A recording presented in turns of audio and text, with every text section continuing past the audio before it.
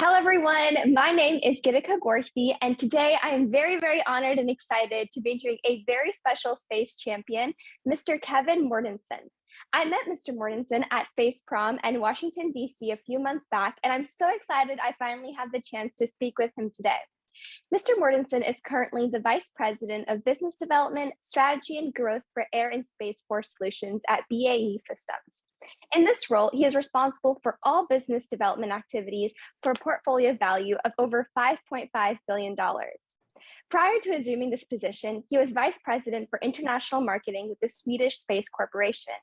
He is also a retired U.S. Air Force officer, having served for 29 plus years in a variety of national security, space-related, and leadership roles.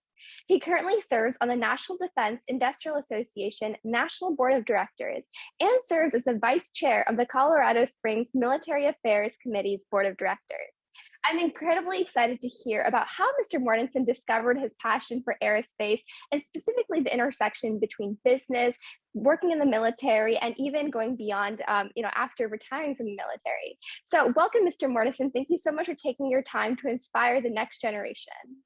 Hey, it's good to talk to you and good to see you again. It was such a wonderful time we shared that evening at the Goddard dinner, the Space Prom, and so thank you so much to you and for reaching out and for us being able to talk today. Yeah, it was incredible that night. I remember you just knew every single person who walked by our table, and you've built like such an incredible community of friends. And I'm so excited to just hear that journey. But to start off our conversation, could you tell us more about your typical day? I know there usually isn't a typical day. I could kind of tell by your reaction, but how does your day usually run? Well, and so, a typical day, you're right. A typical day is not typical because, with my business area, Air and Space Force Solutions, we provide capabilities to both the Air Force and the Space Force. And when you think about it, the Air Force and the Space Force provide a tremendous amount of capabilities to America's defense. And so we provide air solutions, and so F-35 and other capabilities. We provide space capabilities, cyber capabilities, radar capabilities, and also special operations. And in each of those particular capabilities, we have a business unit, or in my case, a portfolio. And so I have members of my team who are out across the country, engaging with customers and helping them meet their particular mission needs. And so each and every day, I get up early, I stay late to help our customers meet their mission needs so that we can take care of America. And so that's in a nutshell, a typical day. Yeah, it definitely sounds very different every morning, which I think is something exciting and to look forward to. And seeing your expertise in business, I'm curious on your particular insight or view or opinion of how you think the business and economy of the aerospace industry will continuously change or increase over time. What are your viewpoints on the business aspect of the aerospace industry? Well, business is good. Business is booming. In fact, I was remiss in not mentioning another one of our portfolios, one of our business areas, and that's the Intercontinental Ballistic Missile business unit. In fact, last week, the BAE Systems was awarded a $12 billion contract to provide the System Program Office support for the next 18 years. So $12 billion, business is good.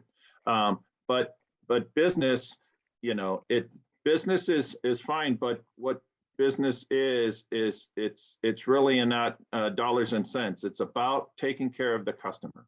It's about ensuring that we're providing the warfighter with the capabilities they need to get their mission done. That's what it's all about. And so, yes. From an industry perspective, we're in business to make money, but more importantly, we're taking care of those who protect us. Yeah, and do you, coming from this business angle and someone who manages the business aspect, do you have like how does the communication process work between figuring out what the customers require and working with the engineers, working with the scientists to be able to deliver those capabilities you're talking about? Oh, it's a very comprehensive process, and it's one that we take very seriously. We're not just out saying, "Hey, okay, so my company has certain capabilities. I'm just going to go sell it." No, it Got it. doesn't work. It doesn't work like that. Yeah. Um, what my team does is we go out and we meet with our customers. We listen to our customers to understand their needs. What is their mission requirements? What is it that they're trying to solve? And we help them solve their mission related problems. What capabilities do they need to provide their warfighters so that they can solve America's needs and get their mission done? And together, working hand in hand with our customers, that's what we do, is provide capabilities into the hands of our customers. That's working one-on-one with our customers, day in and day out, 365 days a year. Wow. Yeah. And yeah, I can definitely see from your, answers and how you're talking about, our country and the military. It's definitely, I think, being a part of the military for 30 years, you understand the importance and the value of systems like these. And could you kind of dive into a little bit about your military experience? Because you've been a part of the US Air Force for over 30 years, which is incredible experience. And thank you for your service. No, It's really great. So could you talk a little bit more about that experience? yeah, so I served just under 30 years, 29 years and a few months. But, I came in 1983, August 25th, 1983. I came in as an airman basic. So I had no stripes on my sleeve. I came in as an Air Force security policeman.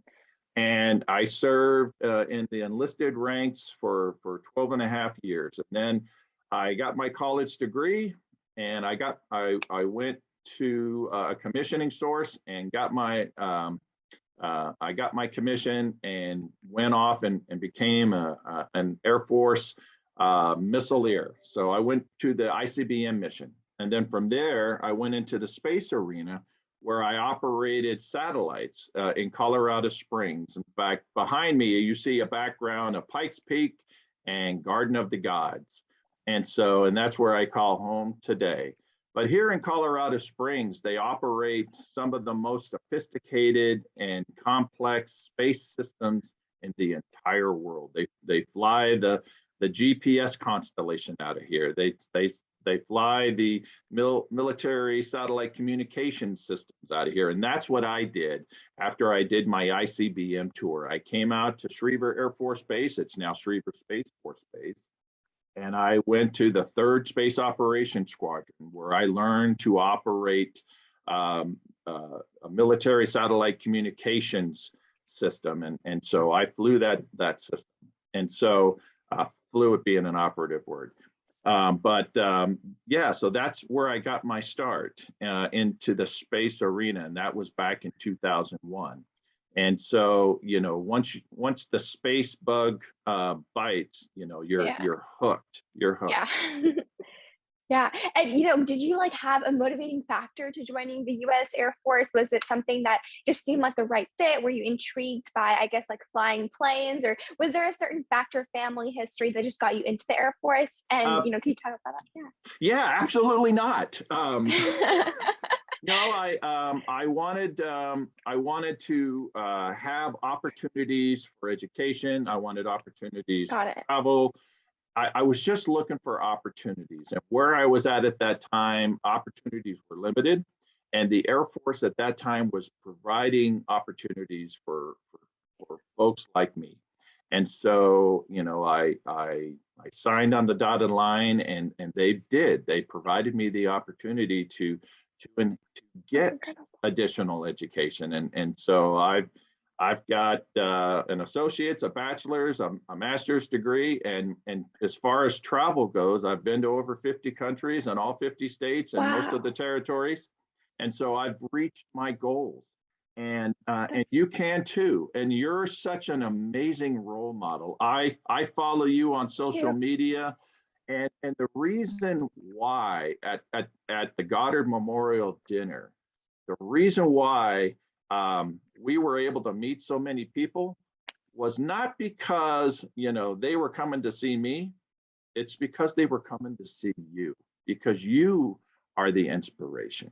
You are the future. Yes, I knew some of these folks. In fact, I know these folks from before, but when they saw you and they saw the excitement of space in your eyes, they came to see you because you're the inspiration and you are the future of space.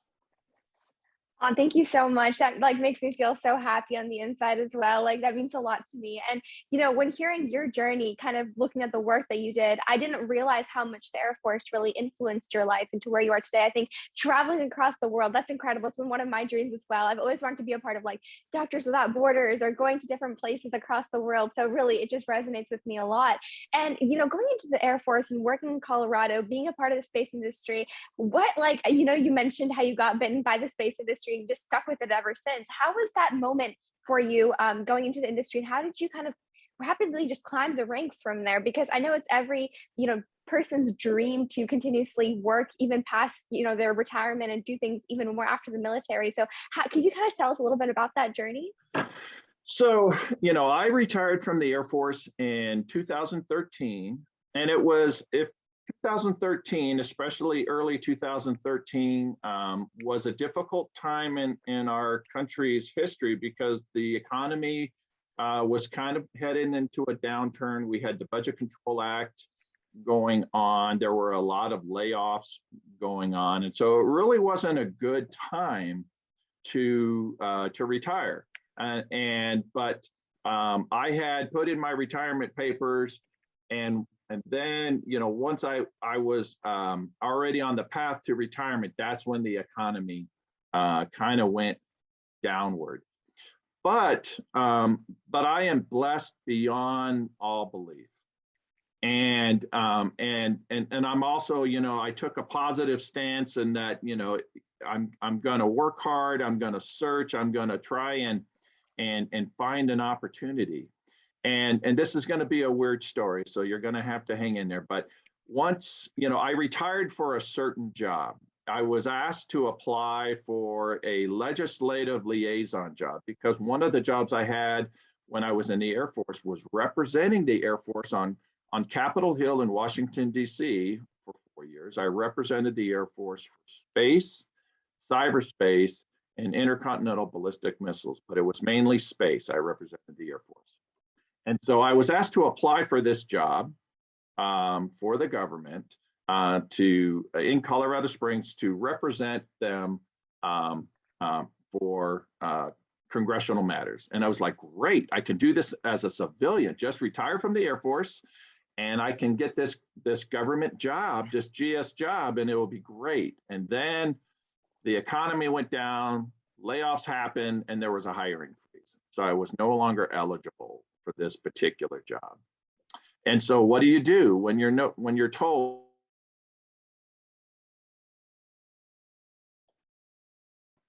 you can either pout and oh, woe is me, or you can just work hard to go find work. And that's what I did. I went to work to find work. And so every day I went out and it took me a couple of months, but I ultimately was in a restaurant like McDonald's, but it was called Carl's Jr. And I was on my computer looking for work, and I ran into an old friend, and he worked for the Swedish Space Corporation. And he said, "What are you doing?" I said, "I'm looking for work." He said, "What do you want to do?" "Something that pays." And he goes, "What do you know about business development and sales?" I said, "Not much." And he goes, "Don't worry, I can teach you." He says, "You have a resume?" I said, "Do you have a business card?" He gave me his business card. I sat at my Carl's Jr. table and I sent him my resume. 2 weeks later, I had an interview and I had a job. And I loved working with the Swedish Space Corporation. I worked for their US subsidiary here in Colorado Springs. And to this day, I still stay connected with SSC, is how they're known. They're a great global company, and they do great. They provide great benefits to Earth with them, and so they do great things. And from them, from there, from the SSC or Swedish Space Corporation, I then joined my current company. But that was my journey from the Air Force to industry, and I joined my current company because when they approached me, they said, "Hey, this particular job will reconnect you with the folks who you worked with back on active duty, and doing supporting a lot of the same missions that you did, and so I can support the same customers to support those same missions, and I can help make an impact to the lives of those warfighters that are doing the mission day in and day out." And that's ultimately why I moved into my current role, was to make an impact on the mission and to support those customers who are impacting the lives of those warfighters. And so I want to support those who protect us. And that's why I came to my current position. Wow, yeah, that's incredible. And like when I was reading your bio, this always like surprised me whenever I hear someone's like full journey and you hear their bio and you're like, oh my God, they're so accomplished. They, didn't have any obstacles. It was just like they breezed through it. They just knew how life worked. But hearing how like you did have that moment where you were like you had to find a job and that friend came in and helped you out. And I think those moments like that help us feel more confident that we can search for those opportunities as long as we don't give up for them. And was that kind of your biggest obstacle, or was learning the business development skills more of an obstacle when joining your new job? Well, you need to always remember that adversity spawns opportunity. So that's thing one. Thing two is that there will always be a learning curve, and no matter how skilled you are. And so you, who I'm so proud of, you're off to go to Columbia, and you're going to go study engineering, and you're going to be a gifted engineer. But even when you go off to your first position, wherever that position is, you're still going to have many questions to answer, as all engineers do, right? You're still going to have a learning curve, right? But that's good, because a great engineer loves a good question. So never be afraid of learning. Never be afraid of having questions to answer. And so was I afraid of going into this new position and being afraid that I was going to have this learning curve to go through? No, absolutely not. Because at the end, you got to look at the end result. What am I trying to achieve? The end result was, I knew that there were customers who needed me. They had mission requirements, they had needs, they were trying to take care of America, and I believed in my company,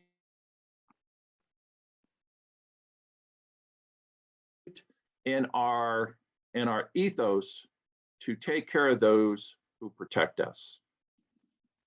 And that's why I do it today, and that's why I'll do it tomorrow. And that's why I believe in you and our future.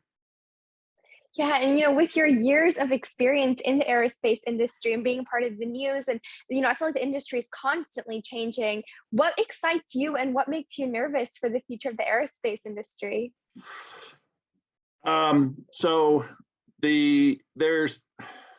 What makes me nervous about the future is constantly changing. Okay. Mm-hmm. And so as you watch the news, you see things going on in certain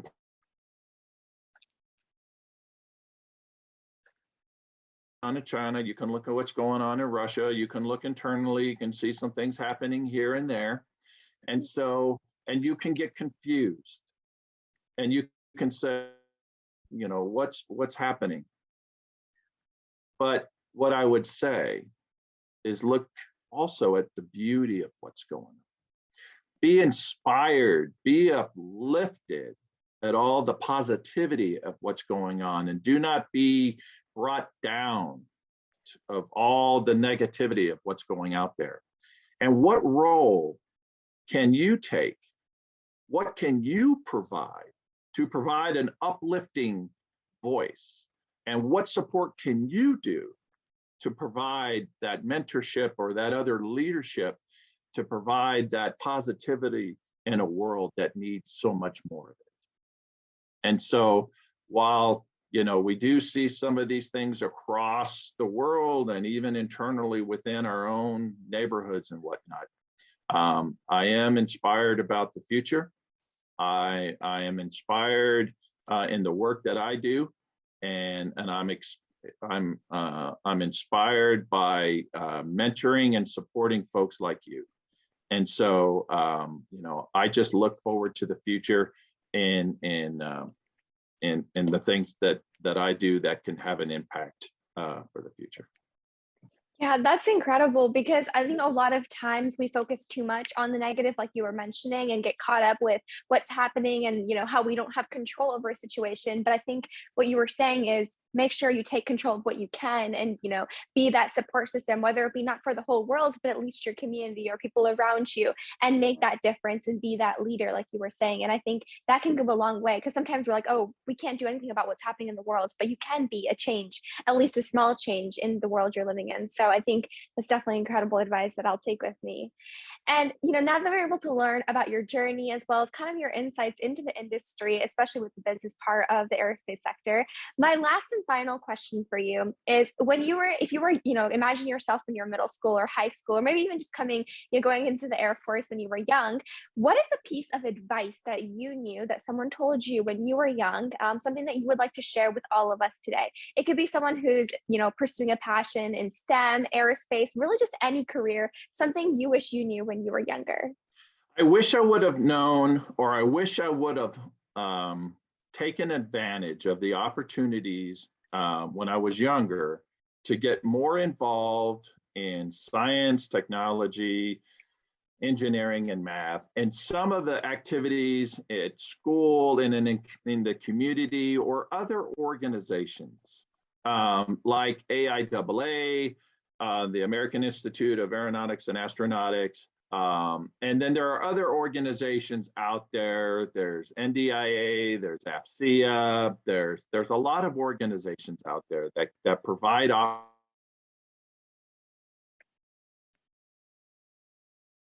even high school aged folks. The National Space Club and Foundation, another wonderful, great organization, as you know. The Space Foundation, fantastic organization who provide opportunities. So I wish, if I were a high school student or a young college student, I wish I would have studied more, got involved more, taken advantage of speaking opportunities at some events. And I know it's terrifying, you think, to get up and give a speech, but a 5-minute speech or a 15-minute speech at a conference or something, or even doing like what you're doing, do an interview for somebody like me, and post it. That's fantastic. That's so wonderful. But I would just say, educate yourself, get yourself involved, and be a thought leader, and do it early. While you're still in high school and in your college years, because when you become a professional, now you have what they call a body of work that you can take with you into your professional career that will set you up for the rest of your life. That's what I would recommend.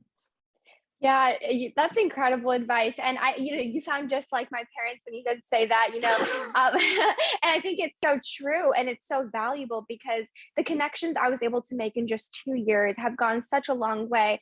So many mentors like yourself who I just met at a conference or met at through a LinkedIn connection. It's incredible how far people go, individuals like you, to help, students like myself, and to help our ideas, like with my nonprofit, IgnitedThinkers. So many individuals who I met over LinkedIn are so willing to help and to support my ideas and thoughts. And so many of my mentors I've met are through social media. So I think definitely the advice of just starting young and believing yourself at a younger age and kind of going after that, not being afraid of your age being a boundary, is so important, because a lot of times we see a lot of the glass ceiling being related to ethnicity or your gender, but also I think age is a really big one that we need to start overcoming. So really, I appreciate that advice, and I hope every student listening can take take that to heart. I know I definitely will. So thank you so much for your time today. I definitely learned a lot from you, and I really hope we can stay connected. Amen. No, we definitely will, because I follow you and I love all that you're doing, and I'm constantly liking, all the various things that you're doing. And so thank you very much for this opportunity. I really appreciate it. Thank you.